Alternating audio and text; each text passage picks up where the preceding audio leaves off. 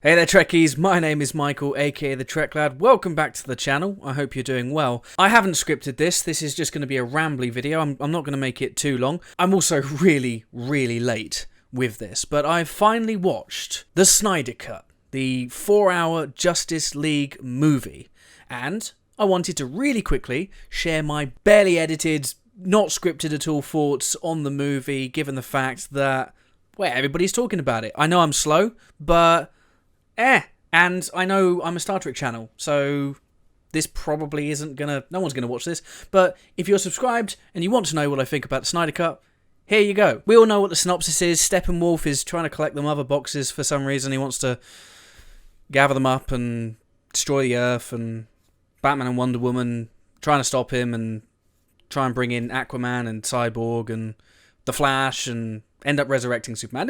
We all know the story. We've all seen the mess that was the theatrical Justice League cut, although I only watched it recently. I watched it with Sean, my dear beloved Sean, aka Totty from the Trek on the Tube. I didn't hate it, it was just, it just wasn't much to it. It was nonsensical. It looked very much like it had been thrown together, it had been spliced using different shoots, and it just looked like a mess. Love him or hate him, Zack Snyder has a very distinct visual style, doesn't he? Every film kind of looks like a painting, so it's very deliberately put together, and they kind of cranked the gain up, they recolored everything, they tried to make it colourful, looking like a Marvel film, they tried to inject humour in, and it was just cringy, and it felt flat, and it wasn't very good. So we finally got the Snyder Cut. Now, I wasn't really calling for the Snyder Cut, and most people that I saw calling for it online didn't seem that nice. And I know there are probably some people who wanted the Snyder Cut who are perfectly lovely, but there did seem to be a very vocal minority of people that were just trying to bully people into, trying to just bully this thing into existence, and for me that's kind of lame.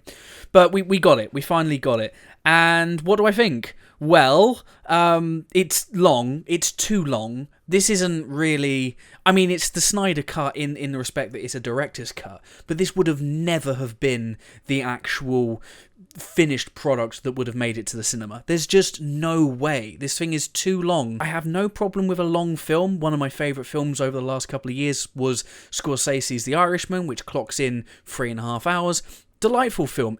Everything in that needed to be there. Everything. It was all very integral to the story that was being told. This feels very much like a film that Zack knows that he has, carte blanche. He can do whatever he wants. It can be as authentic to his original vision as he wants, because usually the director's cut is a loaded cut that then gets cut down by the studio looking for a more friendly runtime. In that respect, it is a true director's cut, but it wouldn't have made it. It wouldn't have looked like this if it made it to the big screens. And there's a lot of stuff in this that didn't need to be there. Like the first hour, for me, you could have cut so much stuff out of the first hour, it's unreal. The Snyder Cut could have really been 2.5 hours, 3 hours tops. That's all it really needed to be. There's also some stuff that you just expect from a Snyder movie, but here it was just kind of dialed up, and it was just extreme, and it was just too much of it. Like stuff like slow-mos, stuff like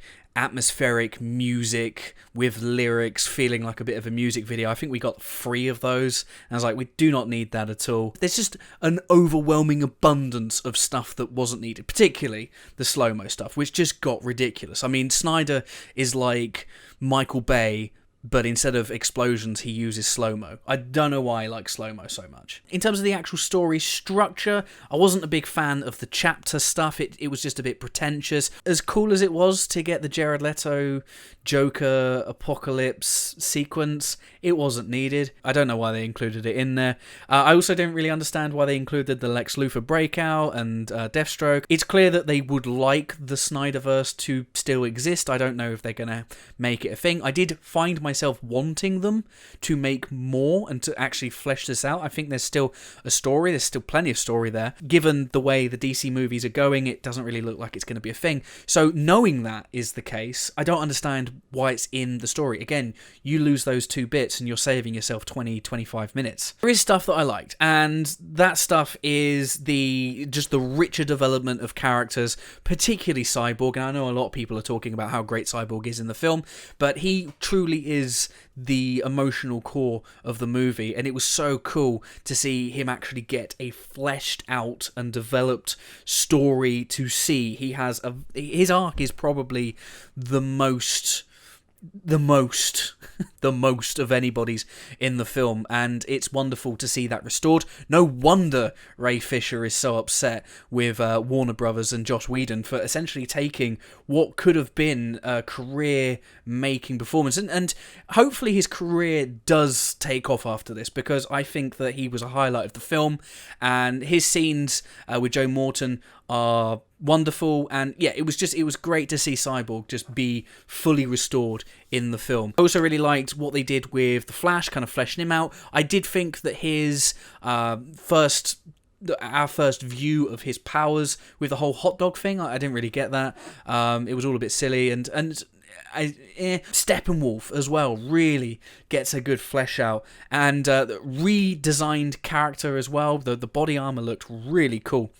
He came across as so much more intimidating, just splatting people all over the place. You felt truly like the team were in trouble, to the point where they had no choice but to resurrect Superman. Night and day between the Steppenwolves, bringing in Darkseid. I'm not sure if we really needed that, but again, Zack is just chucking everything into the film that he can. It was still cool, gave the film an epic scope, but this was Steppenwolf's story, and it was so much better. I also was initially confused at the aspect ratio, the 4:3 aspect ratio. Initially I was like, why have they done this? Obviously they've done it because of the way it was filmed for IMAX. That's my understanding anyway. But I'll be honest, as I was watching it, it didn't really bother me. In fact, I found myself completely forgetting that it was in that aspect ratio, and I just enjoyed it for what it was. So it didn't really bother me nearly as much. All in all, it's still a mess.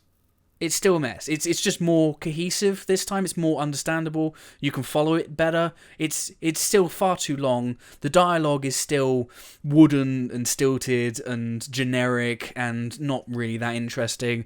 The story itself is painted by numbers superhero team-up origin story. It didn't really do much except a couple of isolated incidents that had you going, wow. I mean, the fight sequences, the action sequences were far better than they were in the theatrical cut. You had the stakes. It all felt a little bit more crunching. I liked the violence. It felt very much like a mature fan movie, but it's still a movie that it's too long, and it's just not special enough. I know there are people who are going to disagree with that. There are people who are going to go, well, this is what we want, this is what we've been waiting for. But I do feel like there's going to be a bias from the people who were calling for this movie so much. They are going to love this film. They are going to think it's a masterpiece. But for me, having watched Justice League for the first time in its theatrical format only about a month ago, and then watching this is definitely better. This is miles better.